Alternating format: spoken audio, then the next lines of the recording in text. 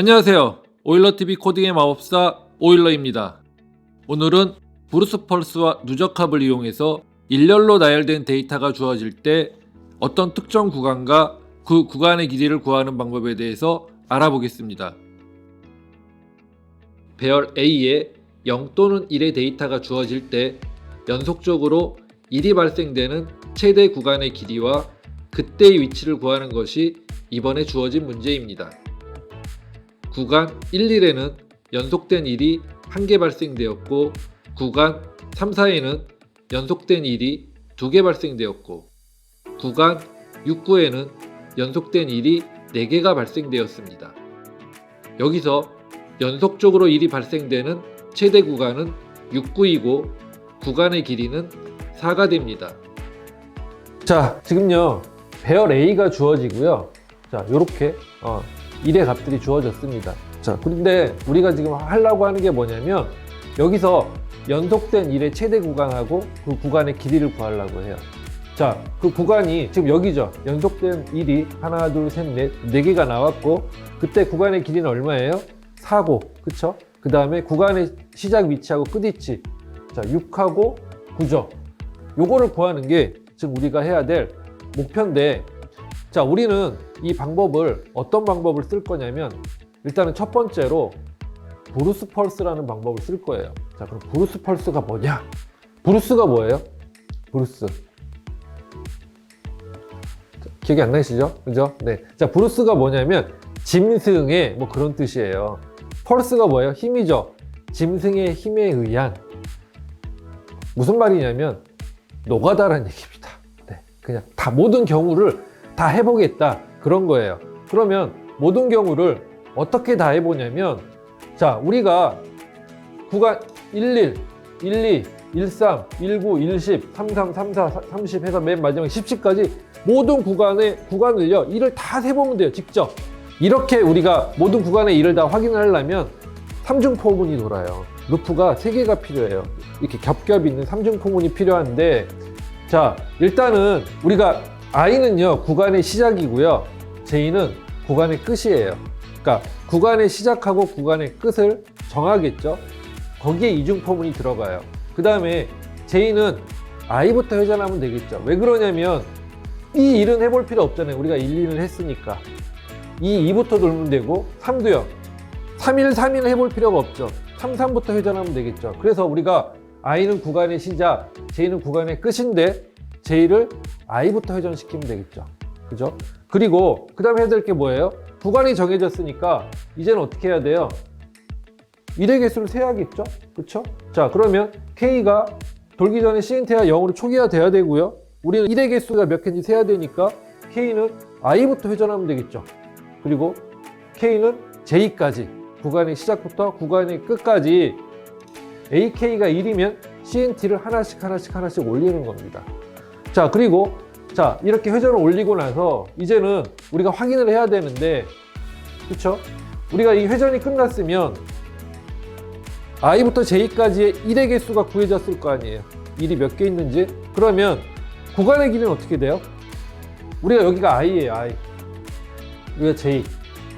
그러면 구간의 길이는 J에서 I를 뺀 다음에 2를 더해야 되죠. 그쵸? J 빼기 I 더하기 1이 구간의 길이가 될 거고, 구간의 길이랑 CNT가 같다면 전부 다 1로 채워졌다고 할 수 있는 거죠. 그죠? 그리고 나서 우리 뭘 확인하면 돼요? 자, 맥스 값보다 CNT가 크다면, 즉 맥스 밸류보다 CNT가 크다면 갱신해 주면 되겠죠. 그죠? 맥스 밸류는 CNT가 될 거고, 구간의 시작 레프트는 I가 될 거고, 구간의 끝 라이트는 J가 될 겁니다. 우리가 이렇게 1중포, 2중포, 3중포문으로 모든 구간을 다 살펴보고서 우리가 원하는 정답을 이렇게 구할 수 있습니다. 정수형 배열 A를 선언과 동시에 초기화하였습니다. 배열 A0의 요소는 사용하지 않기 때문에 의미 없는 임의의 값 -1로 초기화하였고, 나머지 배열의 요소는 1번 인덱스부터 10번 인덱스까지 차례로 다음과 같이 초기화하였습니다. 정수형 변수 CNT는 구간이 정해지면 정해진 구간에 1의 개수를 카운팅하기 위한 변수입니다. 정수형 변수 maxV는 최대 구간의 길이를 저장하기 위한 변수이므로 선언과 동시에 0으로 초기화하였습니다. left와 right는 최대 구간의 시작 위치와 마지막 위치를 저장하기 위한 변수입니다. 다음은 구간을 결정하기 위한 순환문 i와 j이고 i는 시작 구간을, j는 도착 구간을 나타냅니다. j는 시작 구간 i 이전에는 올 수 없으므로 i부터 순환합니다. 다음은 구간 ij의 일의 개수를 카운팅하기 위해서 k가 i부터 j까지 순환하기 전에 cnt 변수를 0으로 초기화하였습니다. 다음은 구간 ij에 대한 일의 개수를 카운팅하기 위한 순환문입니다. 구간 ij의 길이는 j 빼기 i 더하기 1이므로 만일 j 빼기 i 더하기 1과 카운팅된 1의 개수가 같다면 구간 ij는 모두 1로 채워졌다고 할 수 있기 때문에 가장 긴 구간의 길이 maxv보다 카운팅된 cnt 값이 더 크면 maxv의 값을 갱신합니다. 그리고 구간의 시작 위치 i 값을 left에, 마지막 위치 j 값을 right에 저장합니다. 모든 순환이 완료된 후 가장 긴 구간의 시작 위치와 마지막 위치를 첫째 줄에 출력하고 연속된 최대 구간의 길이를 둘째 줄에 출력합니다.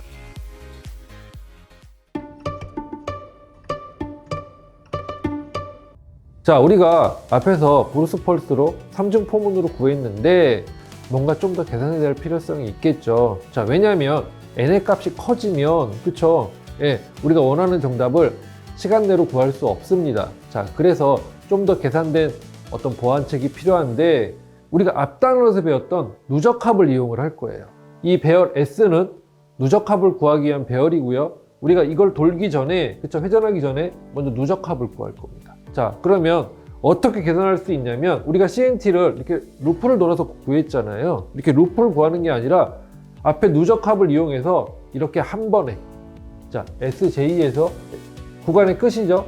구간의 마지막에서 하나를 빼면 우리는 원하는 그 구간의 1의 개수를 아까 같은 포문의 루프를 회전하지 않고 한 방에 구할 수 있는 거죠. 자, 그러면 마찬가지로 우리는 j 빼기 i 더하기 1이 CNT하고 같고, 그쵸? 그 다음에 맥스 밸류가 갱신이 된다면, 그쵸? 갱신이 된다면 이렇게 맥스 값하고 레프트 라이트 값을 바꿔준다면 우리는 지금 루프를 몇 개 썼어요? 이중 포문 안에서 우리가 원하는 정답을 구할 수 있겠죠. 구간 1부터 i까지의 누적합을 구하기 위한 순환문입니다. 다음은 구간 ij의 1의 개수를 카운팅하기 위해서 누적합을 이용하고 있습니다. 즉, 구간 1부터 j까지의 1의 개수 sj에서 구간 1부터 i 빼기 1까지의 1의 개수 si 빼기 2를 빼면 구간 ij의 1의 개수를 한 번의 연산으로 카운팅할 수 있습니다. 구간 ij의 길이는 j 빼기 i 더하기 1이므로 만일 j 빼기 i 더하기 1과 카운팅된 1의 개수가 같다면 구간 ij는 모두 1로 채워졌다고 할 수 있습니다. 가장 긴 구간의 길이 maxv보다 카운팅된 cnt 값이 더 크면 maxv 값을 갱신합니다. 그리고 구간의 시작 위치 i 값을 left에, 마지막 위치 j 값을 right에 저장합니다. 모든 순환이 완료된 후 가장 긴 구간의 시작 위치와 마지막 위치를 첫째 줄에 출력하고 연속된 최대 구간의 길이를 둘째 줄에 출력합니다. 자, 오늘의 강의는 여기까지입니다. 오늘은 특정 구간과 그 구간의 길이를 브루스 펄스와 누적합을 이용해서 구하는 방법을 알아보았습니다. 다음 시간에는 코딩 마법서 CNC 뿔뿔 스톤 버전의 마지막 강의인 스캐닝 메소드에 대해서 알아보겠습니다. 오늘도 즐거운 코딩 즐코하시기 바랍니다. 감사합니다.